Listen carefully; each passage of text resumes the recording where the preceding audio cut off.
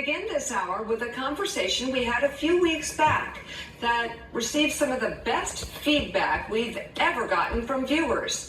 A look at how much of a historical outlier Donald Trump is. The failure to secure a peaceful transition of power has happened only twice in this country's history. The first in 1860, when the election of Abraham Lincoln prompted 7 southern states to secede and form the Confederacy. And the second in 2020, with Donald Trump. In the modern era, the transition would begin with a concession speech on election night, often characterized as gracious. A stark difference from what happened 3 years ago.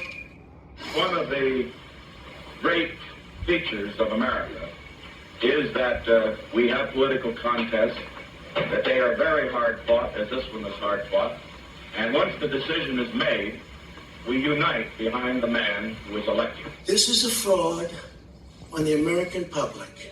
This is an embarrassment to our country. I have no bitterness, no rancor at all. I say to the president, as a fellow politician, that he did a wonderful job. We were getting ready to win this election. Frankly, we did win this election. I have lost. Mr. Nixon has won. The democratic process has worked its will. So now let's get on with the urgent task of uniting our country. This is a very big moment. This is a major fraud in our nation. We want the law to be used in a proper manner. Congratulations on your victory. I hope that in the next 4 years, you will lead us to a time of peace abroad and justice at home. You have my full support in such efforts. We'll be going to the U.S. Supreme Court. We want all voting to stop. We don't want them to find any ballots at 4 o'clock in the morning and add them to the list. The president asked me to tell you that he telephoned President-elect Carter a short time ago and congratulated him on his victory. It's a very sad moment. To me, this is a very sad moment, and we will win this, and as far as I'm concerned, we already have won. The people of the United States have made their choice.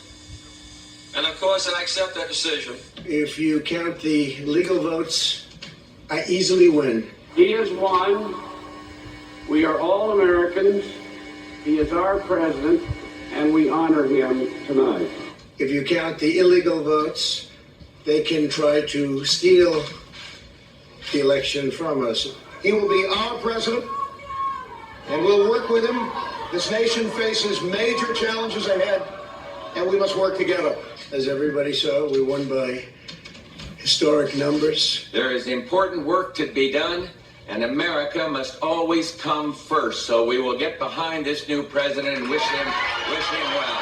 Democrat officials never believed they could win this election honestly. I really believe that. That's why they did the mail-in ballots where there's tremendous corruption and fraud. I have said repeatedly in this campaign that the president is my opponent, not my enemy.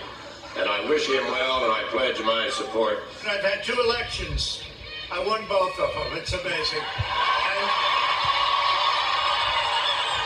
And I actually did much better on the second one.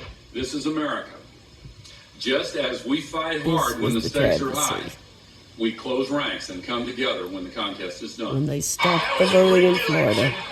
But we're still fighting it, and you'll see what's going to happen. But in an American election, there are no losers, because whether or not our candidates are successful, the next morning we all wake up as Americans. We will never give up. We will never concede. It doesn't happen. You don't concede when there's death involved. Whatever our differences, we are fellow Americans. And please believe me when I say, no association has ever meant more to me than that. And to use a favorite term that all of you people really came up with, we will stop the steal. I so wish that I had been able to fulfill your hopes to lead the country in a different direction, but the nation chose another leader, and so Ann and I join with you to earnestly pray for him and for this great nation. When you catch somebody in a fraud, you're allowed to go by very different rules. So I hope Mike has the courage to do what he has to do. Donald Trump is going to be our president. We owe him an open mind and the chance to lead. Our constitutional democracy enshrines the peaceful transfer of power. And we don't just respect that, we cherish it. And we fight. We fight like hell. And if you don't fight like hell, you're not going to have a country anymore. You know, we're reminded of what a dark chapter of American history Donald Trump is taking us through still. And we're reminded of that because we see such extraordinary grace, goodness, decency, love of patriotism, country. love of country from all those other candidates. Let's bring her right now, Pulitzer Prize winning author and presidential historian Doris Kearns. Good one, Doris. That was free speech.